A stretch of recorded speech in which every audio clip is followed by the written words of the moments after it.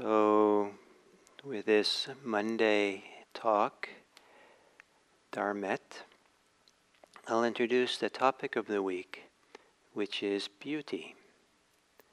And beauty is not so often associated with the Dharma or with meditation, especially in the usual Buddhist circles that I'm in.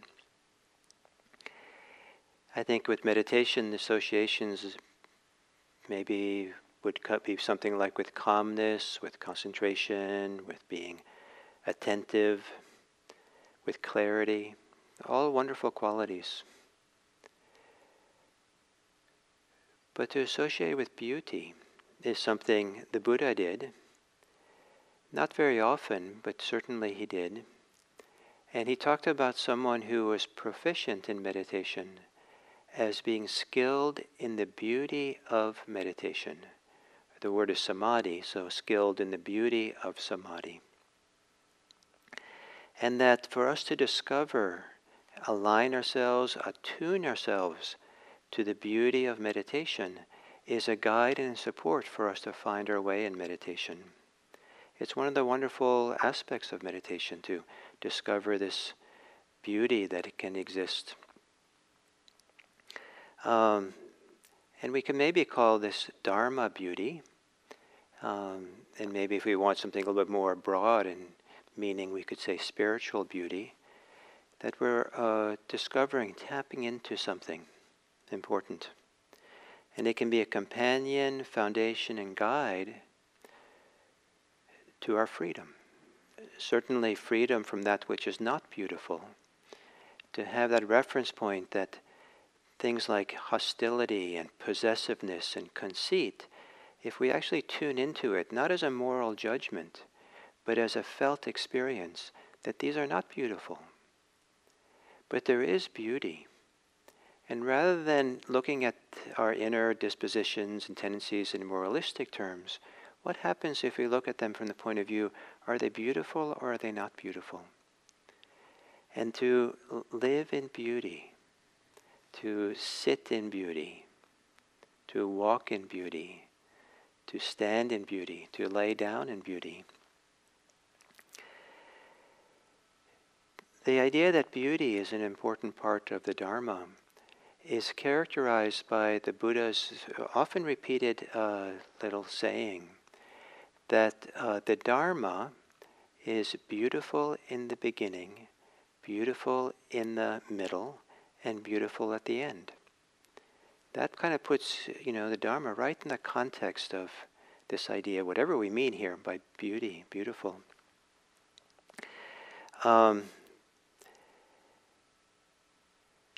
often when people associate the Dharma, talk about the Dharma, they associate with things like truth, with the teachings, to the natural order of things, to maybe to even freedom and liberation. But there's a way in which things like calmness, concentration, freedom, even truth, are so easily appropriated as mine. Like, this is the truth, and we stick to the fixed views. I know what's true here. Or this is my, I'm calm, and look how great I am, I'm calm. Or I'm supposed to be calm or concentrated. And it's so often seen through that filter of self. And the idea of beauty doesn't lend itself, I don't think, so easily to being appropriated for selfish purposes or self-centered person, me, or we don't. It's more difficult to inner beauty, to think of it as mine, or I've attained it, I've made it, or this is the right beauty or something.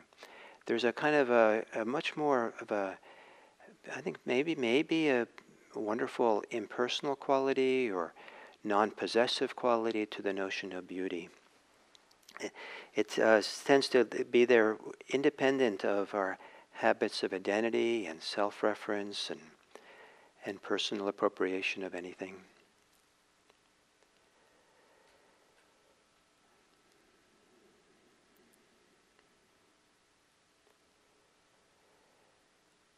So the word that's being translated here as beauty or beautiful is Kalyana. So beautiful in the beginning, middle, and end. The Dharma is Kalyana.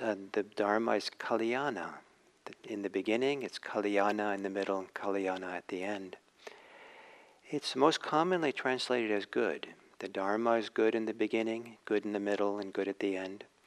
And of course, good is good. And like, you can't argue that.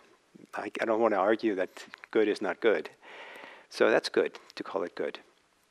But I believe that it limits it, and it also is relatively abstract and vague what good means, and almost needs to be explained further. Well, in what way is it good? People might ask. It turns out that this word Kalyana appears in the Buddha's teachings hundreds of times. And most translators will regularly translate it as by the word good. And so we see it kind of peppered throughout the Buddha's teachings, this word good, good, good, good. And at least for me, when I read the word good, when I did, I kind of like, I thought it was good, that was nice, but it didn't really touch me in any kind of deeper way. But when I came to realize that the word Kalyana can also mean beautiful, and then started rereading the teachings of the Buddha, and rather having those teachings, peppered with the word good, they got peppered with the word beautiful or beauty. I got a whole different feeling for it, because it touches my affect, my a different kind of sensitivity. It's more an emotional word. It's a much richer word than just simply a word of the intellect. And maybe the word good is not just of the intellect, but words like truth is. What's the Buddha's truth? What's the Buddha's teachings? Lends itself to kind of intellectual thing. But if we ask ourselves, what's the beauty the Buddha was pointing to? What's beautiful for the Buddha? And can we align ourselves to that beauty? Can we live in that beauty? Can we participate in that beauty? So if you go into the Pali English dictionaries, and you'll see that the word for Kalyana, the first definition is beautiful. But it also means things like virtue and virtuous, good and goodness, excellent and excellence. It has a richer kind of range of meanings. If you go to the Sanskrit English dictionary, there's even a wider range of meanings that this word Kalyana has in Indian, in Sanskrit. I'd like to read that list. Agreeable, illustrious, noble, generous, excellent, virtuous, good, beneficial, salutary, auspicious, happy, prosperous, fortunate, and lucky. Wow, that's pretty cool. A great list. And so all so those are wonderful lists. But in the Sanskrit English dictionary, also beautiful is the first definition for it. Maybe there's something about beautiful that encompasses, is very inclusive of so much more. Because, and I like it because it connects this concept to Kalyana, to the human sensibilities and experiences that are much more holistic than abstract ideas of philosophy or metaphysics or even ethics.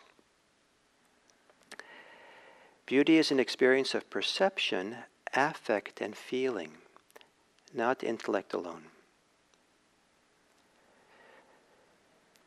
But the word Kalyana is also closely associated with the idea of virtue and inner goodness.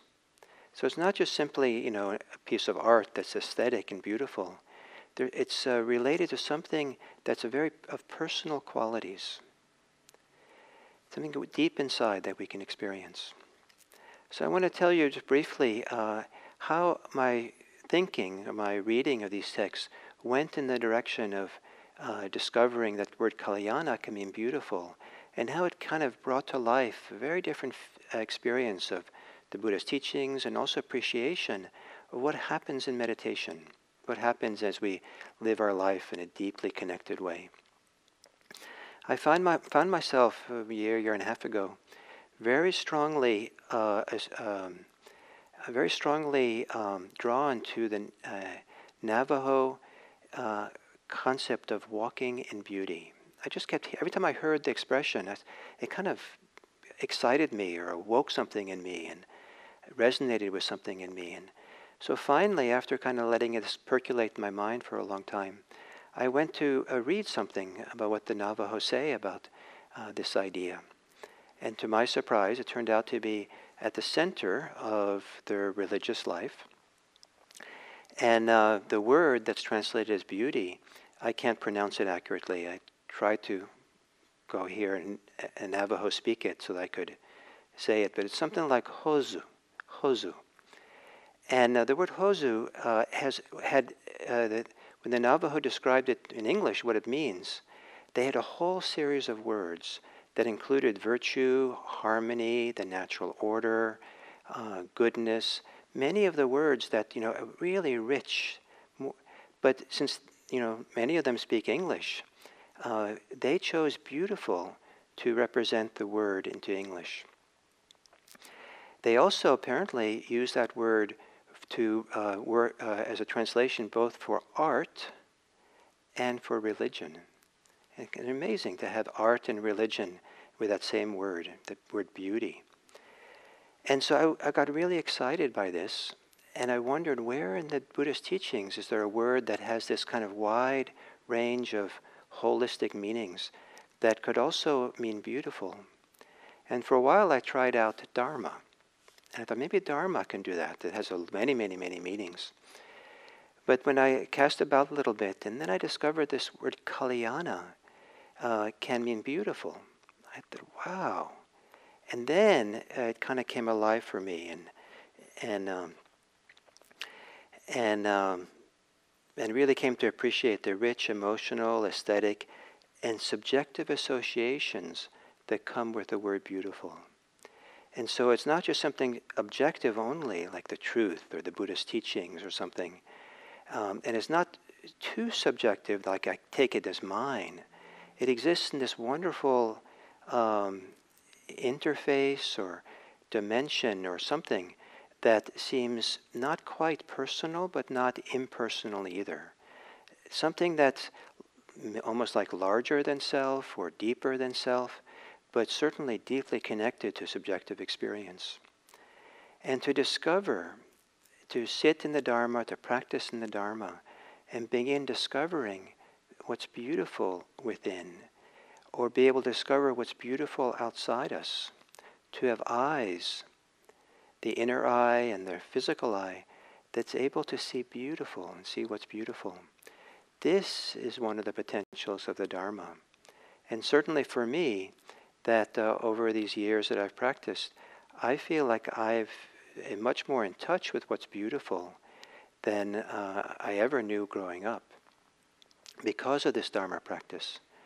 And I certainly was in touch with it, but to now have this clear kind of place for it or word for it in the Dharma has kind of made it much more rich and something that I can now relate to more or embody more or kind of use as a reference or as a teacher for myself in a very wonderful way. So I like to end that this word beautiful gives us a unique and a very important orientation in reference to Buddhism and Buddhist practice, to mindfulness and mindfulness practice. So we'll talk more. I'll talk more about this over the week. Today was meant to be kind of an introduction to this word beautiful, and hopefully the introduction was beautiful enough. And then we'll talk about different aspects of it as we go along here. And so in the meantime, if you're interested, you might spend the next 24 hours, parts of it, reflecting on your relationship to the word beautiful and what I've said, and this idea of living in beauty. What does it mean? What would it mean if you could live in beauty? And maybe you can ask some friends people you respect or value their points of view, maybe you can ask them what they think living in beauty might mean. So thank you. Until tomorrow.